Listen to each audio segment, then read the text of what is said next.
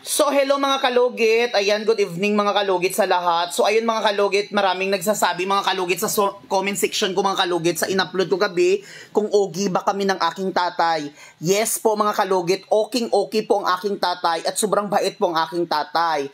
Na ano ko lang talaga mga kalugit kasi yung panahon kasi talaga mga kalugit na bata pa lang ako mga kalugit. Ang tingin kasi sa ibang mga tao mga kalugit, yung mga bakla is parang salot, di ba? Kasi alam nyo mga kalugit, grabe mga kalugit, binubuli ako ng mga tao doon sa amin before mga kalugit. Hindi ko lang sasabihin kung sino. Na-remember ko mga kalugit, no? Na-remember ko nung ako bata pa lang mga kalugit. Kumukuha ako ng mais mga kalugit sa dryer.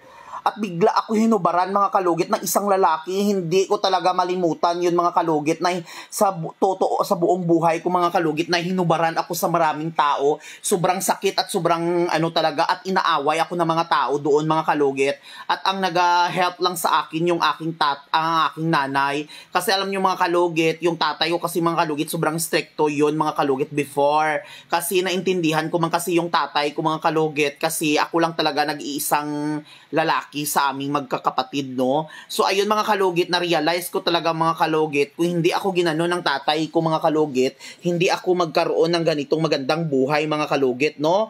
So, ayun mga kalugit, ayan, hindi talaga ako nagtanim ng galit sa aking tatay kasi alam ko kahit magtanim ako ng galit sa aking tatay, ako pa rin ang talo mga kalugit kasi tatay is tatay, no? Kung wala siya, hindi mo yun makamit ang tagumpay, di ba mga kalugit? Sa mga dyan na mahilig magtanim ng mga galit sa inyong mga magulang, kunin nyo para magkaroon ng successful ang buhay nyo kasi kung mahalin nyo talaga yung mga magulang nyo, magaganda talaga ang buhay nyo mga kalugit. Tandaan nyo yan mga kalugit. Kasi ako mga kalugit, hindi ako nagtanim ng galit sa kanya kasi alam ko sa sarili ko, kung magtanim ako ng galit, madali lang talaga ako mamatured, no? At isa pa, hindi ako basta-basta uuwi doon sa amin sa Sultan Kudarat kapag meron akong taong nagtanim ng galit. So ayun, minahal ko yung papa ko kung ano gusto niya mabigay ko, pero ngayon di ko talaga mabigay ang yung gusto niya kasi minsan alam niyo naman ang tatay natin, hindi makontento. Charas! I love you, tatay! So yun, ayun si mama ko naman, love na love ko yung mama ko, dalawa sila mga kalugit kasi ang mama ko talaga mga kalugit is kakampi ko sa buhay mga kalugit, no? Alam niyo, binubuli ako ng mga tao, sinasabi ko yan sa mama ko, pupuntahan yan ng mama ko, no? Marami dyan sa aming lugar, binubuli ako, hindi ko lang sabihin ng mga pangalan nila. Hanggang ngayon, masakit pa rin ang tingin nila sa akin, no? Kasi ganun talaga ang buhay.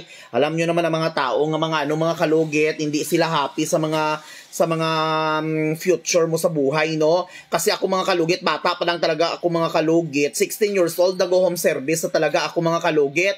At ayun, napunta ako, dinala ako ni Lord dito sa Davao. Dito ako yumaman. Charas! Yumaman ha. So, tama-tama lang mga kalugit, no? Ayun, ngayon 29 years old na ako mga kalugit. Sobrang sarap sa buhay. Sabi ko nga sa sarili ko, kung magkaroon ako ng ganitong kapalaran, gaganda yung buhay mo. Gaganda talaga ang buhay mo, pero hindi pala basta-basta, no? Kahit may pera ka mga kalugit, nakapundar, ikaw struggle pa rin sa buhay, no? Kasi alam nyo mga kalugit, minsan kasi may mga tao talaga nagbibigay ng mga, minsan may mga tao talaga nagbibigay sa'yo na minsan i-down ka, no? Pero yun, lumalaban ka pa rin sa buhay mo.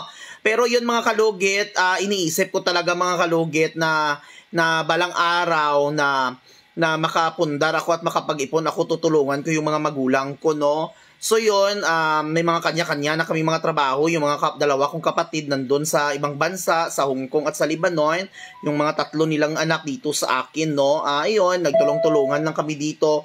So yun mga kalugit, wag po kayo magtanim ng mga galit sa inyong mga magulang kasi alam nyo makamalas yan sa ating buhay kasi alam nyo mga kalugit, once na give ka sa pamilya mo mga kalugit, maraming blessing na darating. Wag ubusin ang bago tayo tulong sa mga tao, kailangan tulungan muna natin ang sarili natin para yayaman tayo, no? Kung sige ka bigay-bigay sa mga pamilya natin, tapos yung sarili mo hindi mo mabigyan, nga ka, no? Pagdating ng panahon, lahat kayo nga. So, mas kailangan na unahin muna natin ang sarili bago ang iba kasi once na maging okay na ang ating sarili, doon na tayo tutulong at yung ating blessing umaawas-awas. So, yung mga kalugit, hindi ko talaga makalimutan nung bata pa ako mga kalugit na naalala ko yung mga kalugit nung nag-home service ako mga kalugit every day.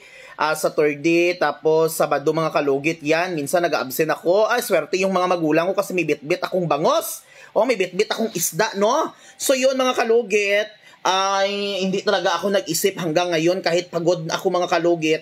Sinasabi ko sa sarili ko na yayaman ako kasi yung mindset ko talaga mga kalugit is yayaman ako mga kalugit. Kasi marami naman mga ginagawa kong kabaliwan before mga kalugit, pero na-realize ko hindi pala tama ang mga ginagawa ko before. So hindi ko gusto na gawin din ng mga pamangkin ko mga kalugit kasi yung 3 kong pamangkin nandito sa bahay, no? So yung mga kalugit hindi pala basta-basta magpaaral ng mga anak kahit sa mga allowance yung mga kapatid ko, pero iba talaga mga kalugit kasi yung araw-araw nila na dili na pagkain, iba talaga mga kalugit, no? Sobrang hirap talaga mga kalugit kapag may mga anak ka na mga kalugit. So ayun, wala pa akong anak, so darating talaga yung panahon na magkaroon ako ng anak mga kalugit. So yung mga kalugit, pakinggan nyo, mayroon pa tayong part 3 about sa atong kinabuhi. Maganda pala mag-share, no? Kasi marami dito nga bago pa lang, hindi nyo alam yung buhay ko. Kasi yung before kasi, yung buhay ko talaga mga kalugit is kinuwento ko din doon sa, hindi ko alam kung saan yung social media na yun, basta na trending ako.